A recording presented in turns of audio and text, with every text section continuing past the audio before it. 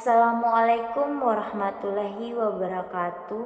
Perkenalkan, nama saya Dina Maryam, NIM 2302020012 dari Fakultas Ekonomi dan Bisnis, Prodi Manajemen. Di sini saya akan mempresentasikan tugas mandiri mata kuliah Bisnis Internasional, dosen pengampu Dr. Sri Hastuti Esos MM.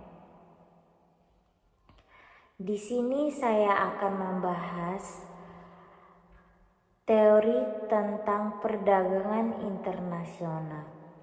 Sebelum lanjut, jangan lupa like, komen, dan subscribe. Memahami teori perdagangan internasional.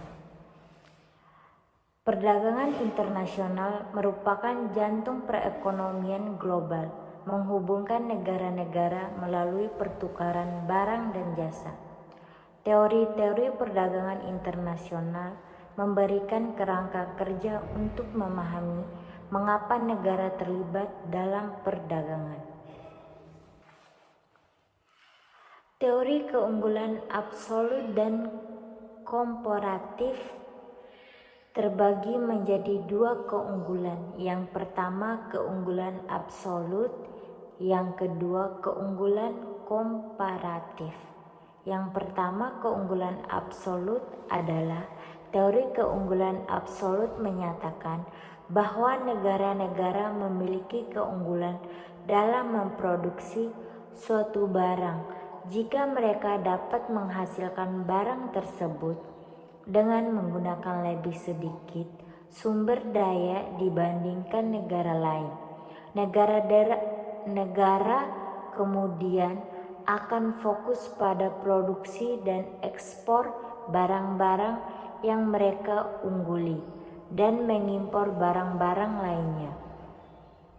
Yang kedua, keunggulan komparatif adalah teori keunggulan komparatif memperluaskan konsep keunggulan absolut dengan mempertimbangkan biaya kesempatan.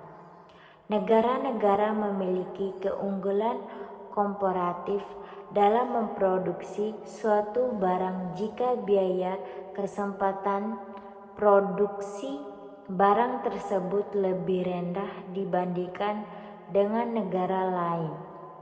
Artinya, negara-negara akan fokus pada produksi dan ekspor barang-barang yang memiliki biaya kesempatan lebih rendah, meskipun mereka mungkin tidak memiliki keunggulan absolut dalam produksi barang tersebut.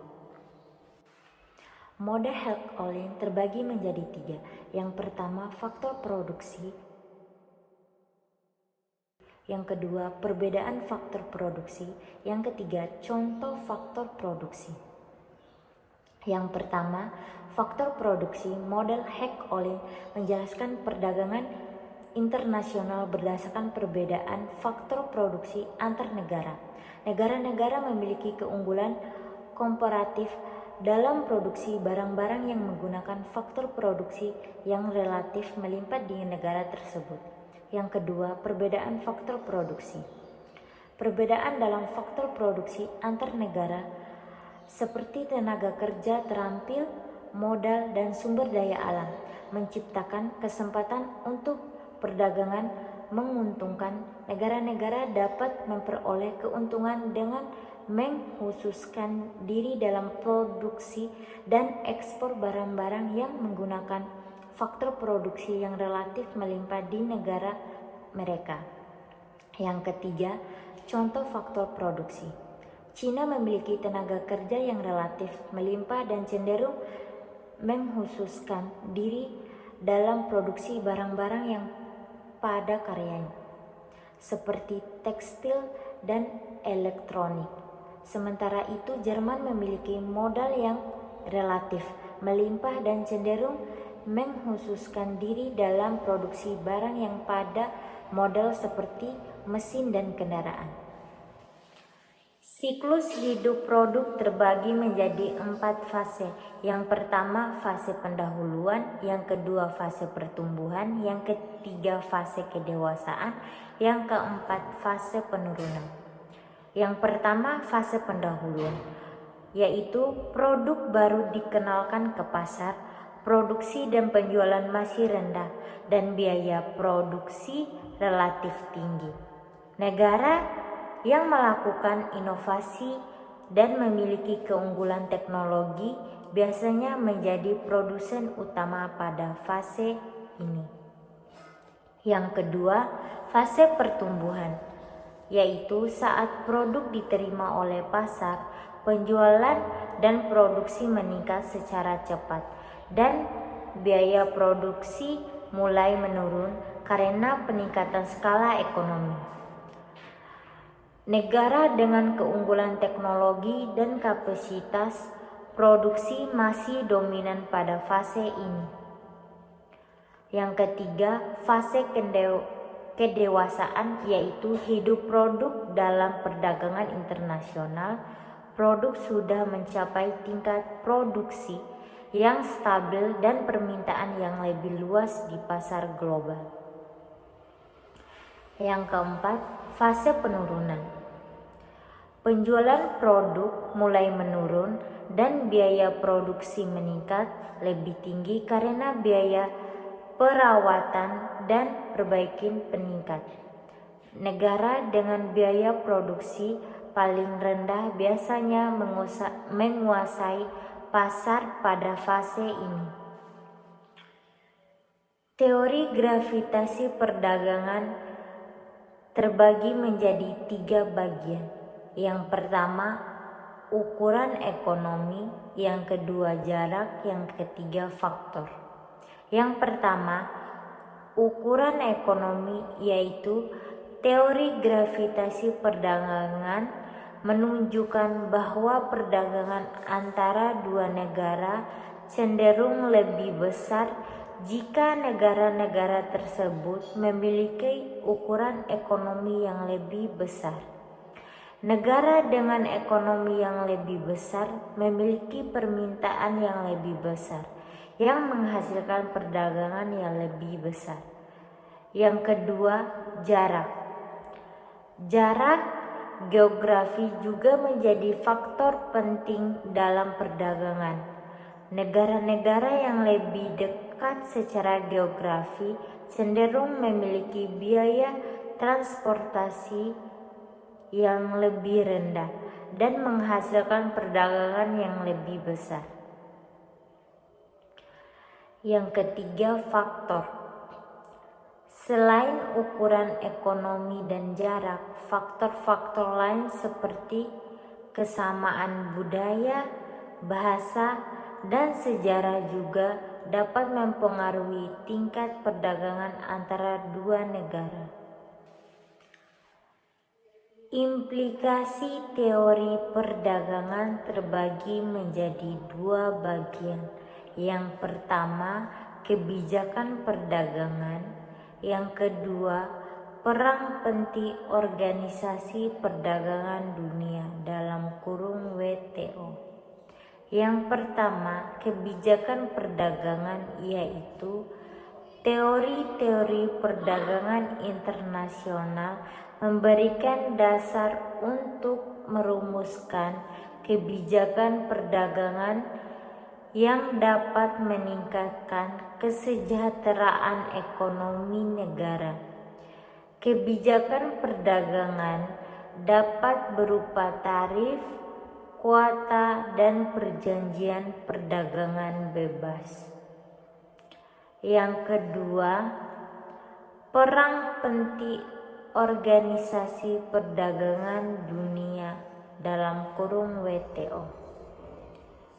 WTO memainkan peran penting dalam mengatur perdagangan internasional dengan tujuan untuk mengurangi hambatan perdagangan, mempromosikan perdagangan bebas, dan menyelesaikan sengketa perdagangan antar negara.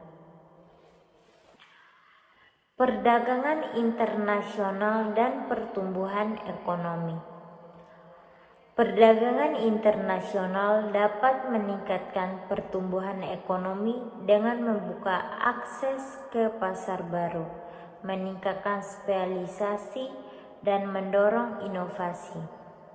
Negara-negara dapat mengkhususkan diri dalam produksi barang dan jasa yang mereka ungguli, meningkatkan produktivitas dan efisiensi, dan menciptakan lapangan kerja baru. Perdagangan internasional juga dapat meningkatkan pendapatan dan standar hidup masyarakat dengan menyediakan akses ke barang dan jasa yang lebih murah dan beragam.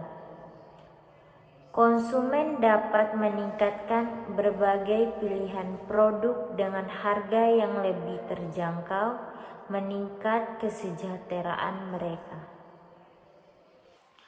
Tantangan perdagangan internasional terbagi menjadi 3 bagian. Yang pertama, perubahan kebijakan. Yang kedua, konflik geopolitik. Yang ketiga, perubahan teknologi. Yang pertama, perubahan kebijakan, yaitu perubahan kebijakan perdagangan seperti tarif dan kuota dapat menghambat aliran perdagangan dan merugikan ekonomi negara. Yang kedua, konflik geopolitik, yaitu konflik geopolitik seperti perang dagang dapat mengganggu rantai pasokan, akan menyebabkan ketidakpastian dalam perdagangan internasional. Yang ketiga, perubahan teknologi, yaitu perubahan teknologi yang cepat seperti otomatisasi dan e-commerce dapat menciptakan tantangan baru bagi perdagangan internasional, seperti hilangnya pekerjaan dan persaingan yang meningkat. Masa depan perdagangan internasional terbagi menjadi 3 bagian. Yang pertama, perang teknologi. Yang kedua, ketergantungan global. Yang ketiga, perubahan iklim. Yang pertama, perang penting teknologi, yaitu teknologi seperti blockchain dan kecerdasan buatan akan terus mengubah cara perdagangan internasional dilakukan dengan mencipta efisiensi dan transparansi yang lebih tinggi. Yang kedua, ketergantungan global, yaitu ketergantungan global akan semakin meningkat sehingga kolaborasi dan kerjasama antar negara sangat penting untuk menjaga stabilitas dan pertumbuhan ekonomi global. Yang ketiga, perubahan iklim, yaitu perubahan iklim akan memberikan tantangan baru bagi perdagangan internasional, seperti meningkatnya biaya transportasi dan gangguan rantai pasokan. Kesimpulan, teori perdagangan internasional memberikan kerangka kerja untuk memahami bagaimana perdagangan internasional terjadi dan bagaimana negara-negara dapat memperoleh keuntungan dari perdagangan. Dalam konteks globalisasi dan kemajuan teknologi, perdagangan internasional akan terus berkembang dan memainkan peran penting dalam pertumbuhan ekonomi global. Hal ini memerlukan kerjasama dan kolaborasi antar negara untuk mengatasi tantangan dan mencapai pertumbuhan ekonomi yang berkelanjutan. Sekian presentasi dari saya, lebih dan kurangnya saya mohon maaf. Billahi taufik wal hidayah. Wassalamualaikum warahmatullahi wabarakatuh. Jangan lupa like, komen, dan subscribe di bawah ini ya.